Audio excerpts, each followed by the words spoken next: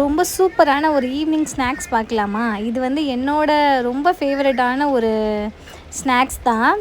ஆனால் வந்து இப்போ இதெல்லாம் வந்து விற்கிறதே கிடையாது. நான் கண்ணால் பார்க்குறது கூட கிடையாது. இது எப்படி செய்கிறதுன்னு பார்க்கலாம். அதுக்கு வந்து ஒரு கிளாஸ் நம்ம சாப்பாடுக்கு யூஸ் பண்ணுவோம்ல ரைஸு, அதை எடுத்துக்கலாம். கொஞ்சமாக ஒரு 2 ஸ்பூன் கடலைப்பருப்பை வந்து ஊற வச்சுட்டேன். இது எல்லாமே நான் ஊற வச்சு ஒரு 3 மணி நேரம் ஊற வச்சு இந்த மாதிரி நைஸாக வந்து நம்ம அரிசியை வந்து அரைச்சி எடுத்துக்கணும். ஒரு பாத்திரத்தில் வந்து நான் எந்த கிளாஸில் அரிசி எடுத்தனோ அதில் 5 டம்ளர் வந்து தண்ணி ஊற்றி நல்லா கொஞ்சம் அந்த கடலைப்பருப்பை வேக விடணும். கொஞ்சமாக வந்து உப்பு சேர்த்துட்டு கடலைப்பருப்பு நல்லா வெந்து வரட்டும். நம்ம ஊற வைக்கிறதுனால சீக்கிரமாகவே கடலைப்பருப்பு வெந்துடும். நல்லா வெந்து இந்த மாதிரி கொதிக்கும் போது நம்ம அரைச்சி நல்லா ரெடி பண்ணி வச்சுருக்கோம்ல அந்த மாவை வந்து கொஞ்சம் கொஞ்சமாக வந்து இதில் சேர்த்து நம்ம கிண்டி விடணும். நீங்கள் வந்து அடுப்பை கொஞ்சம் சிம் பண்ணிக்கோங்க. கொஞ்சம் கொஞ்சமாக ஊற்றிட்டு அப்படியே பொறுமையாக கிண்டி விடுங்க. கட்டி எதுவுமே விழுந்துடக்கூடாது. ரொம்ப சிம்பிளான ஈஸியான ரெசிபி தான். ரொம்ப பொருளும் தேவைப்படாது. அரிசி மாவு, கடலைப்பருப்பு, வெல்லம் இதான் நம்ம யூஸ் பண்ண போகிறோம்.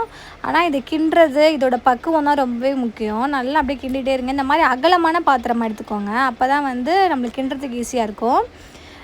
வந்து ஒரு 1/4 கிலோ வெல்லம் போட்டிருக்கேன். ஒரு 1/4 கிலோ வெல்லத்தை நல்லா இடிச்சிட்டு அப்படியே சேர்த்துருக்கேன். வெல்லம் வந்து எதுவே மண் இல்லை, அதனால டேரெக்டாக அப்படியே சேர்த்துட்டு நல்லா கிண்டி விடணும். கட்டி மட்டும் விழுகாமல் பார்த்துக்கோங்க. உங்களுக்கு தேவைப்பட்டுச்சுன்னா ஒரு ஸ்பூன் நெய் ஊற்றிக்கலாம், ஒட்டாமல் வரும்.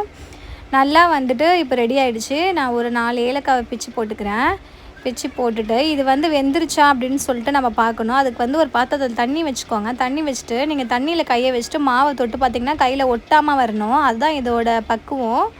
இந்த மாதிரி எதுவுமே ஒட்டாமல் வரணும். பார்க்குறதுக்கு உங்களுக்கு அதிரசம் மாவு மாதிரி தெரியுதுல்ல. எல்லாம் ரெடி பண்ணதுக்கப்புறம் நம்ம கொட்டாங்குச்சியில் ஊற்றி அப்படியே ஒரு 2 ஹவர்ஸ் நம்ம அப்படியே விட்டுட்டோன்னா அது ஆட்டோமேட்டிக்காக சூப்பராக ரெடி ஆயிரும். இதை வந்து நாங்கள் கொட்டாங்குச்சி அல்வான்னு சொல்லுவோம். இந்த ரெசிபியை நான் ரொம்ப நாளாக வந்து தேடிட்டு இருந்தேன். இதோட பேர் எனக்கு என்னன்னு சரியாக தெரியல. அதுக்கப்புறம் தான் யூடியூப்பில் ஒரு நாள் நான் பார்க்கும்போது இதோட ஆக்சுவல் நேம் வந்து வெண்ணெய் புட்டு அப்படின்னு சொல்கிறாங்க.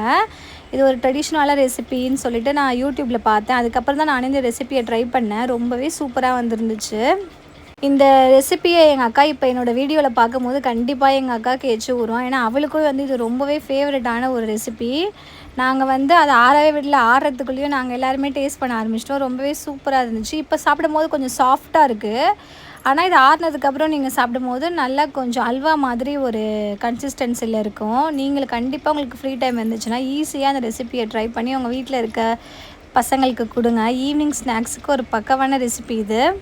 நாங்கள் வந்து அப்போது ஸ்கூல் படிக்கும் போது எங்கள் அம்மா காலையில் இது வந்து விற்றுட்டு வருவாங்க. இந்த கொட்டாங்குச்சி அல்வா 5 ரூபாவோ என்னமோ சம்திங். நாங்கள் 2 பேரும், நானும் எங்கள் அக்காவும் வாங்கி பாதி சாப்பிட்டுட்டு போவோம். ரொம்பவே நாங்கள் மிஸ் பண்ணோம் அந்த ரெசிபியை. திரும்பி ரீக்ரியேஷன் பண்ணி